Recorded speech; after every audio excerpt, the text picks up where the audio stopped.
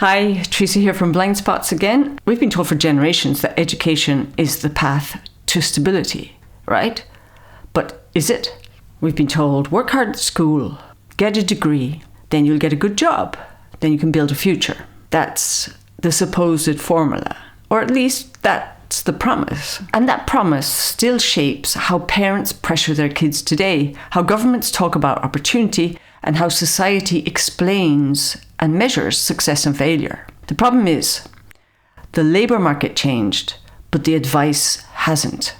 So in this episode of Blind Spots, let's look at the European Union specifically and ask a simple question. If young people are more educated than ever, why are so many of them still trapped in insecurity? So as you can see, 84.3% of 20 to 24-year-olds in the European Union had at least upper secondary education in 2024. Also, 44.2%, almost half of 25 to 34-year-olds had or have third-level education. Again, almost half.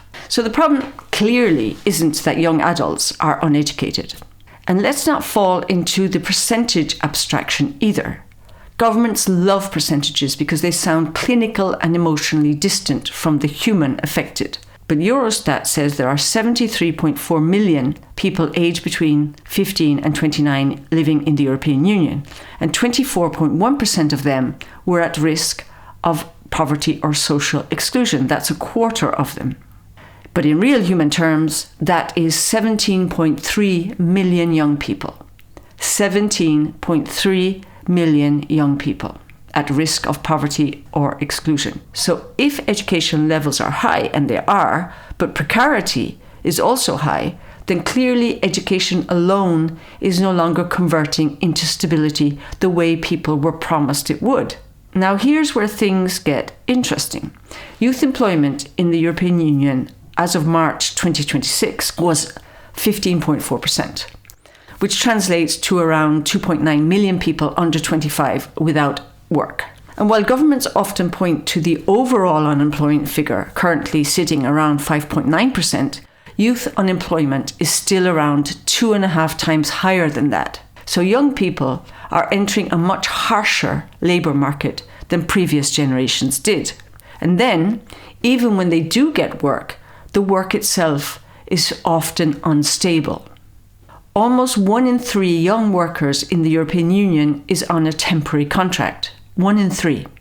Not because instability is what they want, and not because insecurity builds character, but because stable jobs increasingly arrive later and later in life, if they arrive at all. And that changes how people live, and also that changes how people feel. How do you plan a future when your contract expires every few months? How do you rent a house? How do you get a mortgage? How do you start a family? How do you build confidence and experience? You can't build stability or career experience on constantly shifting ground, can you? And this didn't happen accidentally either. Temporary work expanded because governments and employers wanted flexibility. But the flexible labour market did not remove risk. It just removed risk downwards to the ordinary people, onto workers, especially younger workers. So instead of companies carrying uncertainty, young people carry it instead. The uncertainty of hours, income, housing, contracts, renewals, career progression, their entire future. Temporary contracts in of themselves are not necessarily the problem when they serve as short bridges into stable work. But they do become a problem when they become holding pens for millions of young people. When millions of people spend their 20s and 30s moving from one insecure job to another with little career progression, little protection, and constant anxiety hanging over them. That is the reality. A labour market can create jobs and still fail to create stable lives. And that is exactly what much of Europe has done to the job market. Of course, education still matters, but education alone no longer guarantees stability.